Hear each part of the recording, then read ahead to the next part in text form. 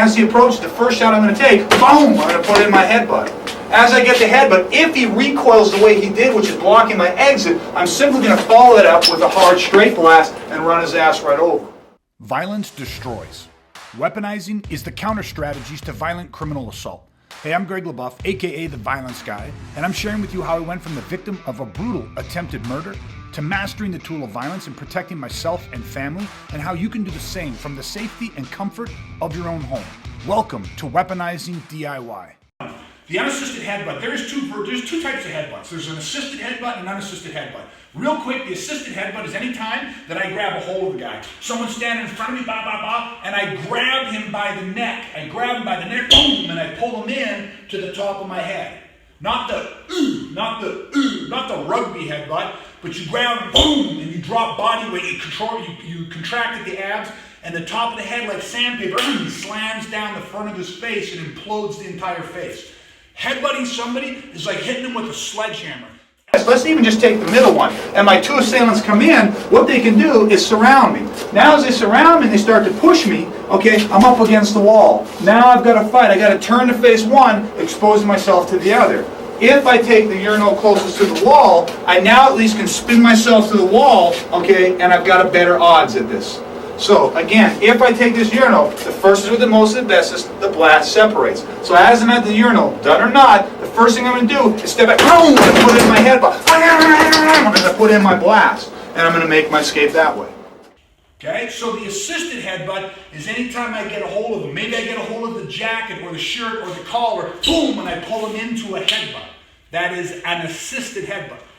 Very powerful. You'll see that in the future. But right now we're working the unassisted. Why? Because we're coming from a Trojan horse. We're basing and thinking there could be multiple people. I got to get them with the flashbang, and then I got to move to the next person. So I don't have time to reach, grab hold of somebody and headbutt them. Okay, so the unassisted is when we have no connection to them. We are literally just going to use our head, which is like a cannonball. But I want you to think of it like a cannonball on a little bit of a chain, and that cannonball is going to get whipped into their face. The key here is we're not going to use the neck to whip. We're going to use the body. As the three people approach, the concepts don't change. What I have to do is take out the person closest to me. It wouldn't be very smart of me to take out Dustin first, because what I'm going to have is I'm going to have an entourage of people starting to get at me. I'm going to be exposing the back. What I personally would rather do is spin the hit Paul first. Once I have that, I have two guys here. I'm going to intercept, I'm going to start to blast on Brad, knowing that I'm going to have to pass Dustin. I could have taken Dustin knowing I have to pass Brad. And the second I'm passing, I'm going to slam and hit into him. Once I've done that, I'm back out the door.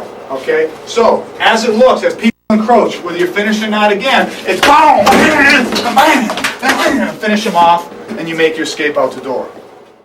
First lesson, first point. Where do you want to make contact? Not on the side of the head. Not your temple, not the side of the head, but just go up here where, you see where I kind of have, I don't really haven't had a haircut in a couple weeks, but right here where that line would be shaved in, like there's a part right here. Okay, and on this side, right here where kind of the part would be, just a little bit above that, about an inch above that. Anywhere from there to about an inch or two above it. So you're creating a little strip here. This is going to be the impact point. Now sometimes it can impact a little higher, but you very rarely want it to impact lower. Okay, you do not want to hit impact here. Boom. And this is what happens when most people whip their neck.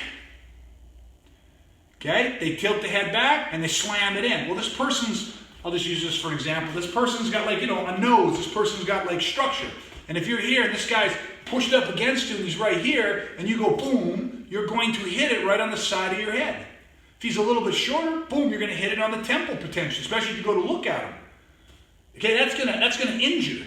Not him as much as you. You want to take it up here. Right up here. Okay, so listen, how do we make sure that that happens every single time?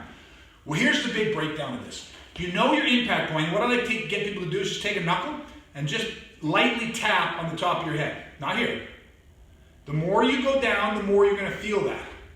Okay, you go up, you say right there. Now, you're still going to feel it. There's lots of little nerve endings there. Okay? But you can withstand the impact at this point. So now that you've kind of got the impact point, here's what you're going to do. Instead of cocking, now I'm going to assume that I'm facing you, obviously, but like this is my right arm. I'm going to assume the guy's on my right side and he's close. His face is here. He's either touching or he's just maybe 5-6 inches back, but he's real close. I'll talk about elevation and height in a second. Let's just get the basics of this down. So he's close. Most people tilt the head away and then they whip the head in. Boom. Okay? That's not what we want to do. That's going to hurt and damage your neck. What you want to do is first, let's just get the angulation. My head, I'm going to tuck my ear to my shoulder. So he's on the right side. So I'm going to tuck my right ear to my right shoulder. Okay? So that's what that does is when I tuck my right ear to my, now I lift my shoulder a little bit. So I drop my ear to my shoulder. I lift my shoulder up to my ear. What I'm doing is I'm bracing my head and my neck. I'm giving it support by attaching it into my core. When I fire the unassisted headbutt, I don't want to actually, like the neck is, if I could take away my neck and just have my head stuck into my core, into my body, that would be better. No chance of damaging my neck. So what I do is we fuse it. Okay, so boom, we just fuse it. Now, this is all, once you see the mechanics of this will all start to take place simultaneously. It will happen at one, like everything will just happen together. But I'm going to break it down to show you. So one is here. Now, just for visual reference, if this guy was here, what it does is you can see instead of being here, the second I fuse it, it kind of gives me the right angle.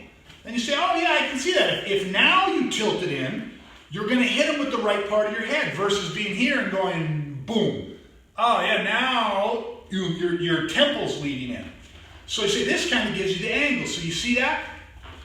But now that we go, okay, that's kind of the angle, but now we have no whip. Now we're like, okay, what do I do? Just like rock over.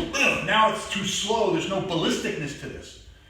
So what you're going to do is we're going to get the whip. But like I said, instead of whipping our head, pulling our head back, we're going to rock the body. The body rocks away. I want you to think like a hammer on a gun. The hammer gets pulled back, pulled back. What you're going to do is you're going to, with your body, he's here, you're going to shift your body weight away. As you do that, you're going to cinch. See how my shoulder came up? It locked. That's cocking it. So my head moves down, my shoulder comes up, and I just get this little sway away from the guy. It doesn't take much. I'm going to be a little bit more exaggerated, and then I'm going to show you how to tighten it a little bit. But right here, he's here. It doesn't take much just for me to do this. Just a shifting of the weight. That cocks. Now my head is secure. I'm locked in. I do not look at where I want to hit. If you need to, I'm in global vision. I'm using peripheral acuity. Maybe there's this guy here, there's this guy here, I'm scanning, but in my peripheral I can see where he's at. I can feel his breath on my neck. I don't need to look. I can see sudden movements. I can see him. So I'm talking, go, hey guys, I don't want it, and it just shifts away and locks. Now I can look out of the corner of my eye, but I do not want to turn my head. Okay?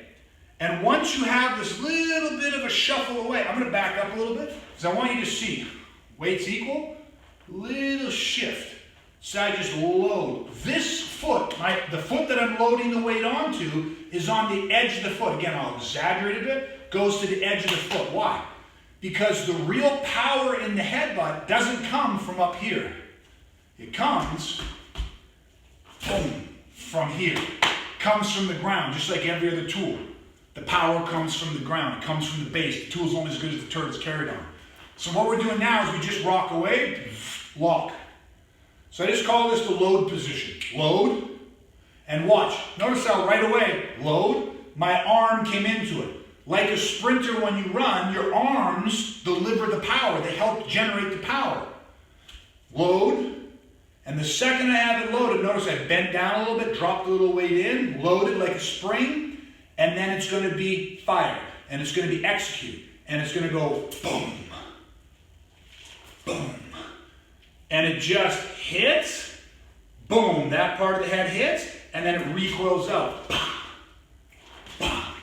Just becomes a little whip. Load, boom, snap it in. Load, snap it in. Now, this is the head. When I hit, I'm not trying to go touch and out. I want to go and out. See how it raked down? See how it's not boom. It's not one of those birds. You ever see those old birds that they have water in the bottom, they go down for a second, taking a drink each time, down and up. It's not going down and up and down and up. It's raking through. So when you load it, it comes and it hits and it breaks. Boom. Snap. You see how there's a recoil? Boom. Boom. Watch the hands. When I load and then hit, and my hands whip back. Hit and whip back. So it loads, cock the shoulder in, hit and back. Okay? Load, hit and back. Okay? It's got to hit and come back. Why? Out at 50 miles an hour, back in at 100. The concept is the same for how you generate ballisticness. How you generate and create ballistic body mechanics is it's got to have a snap on it.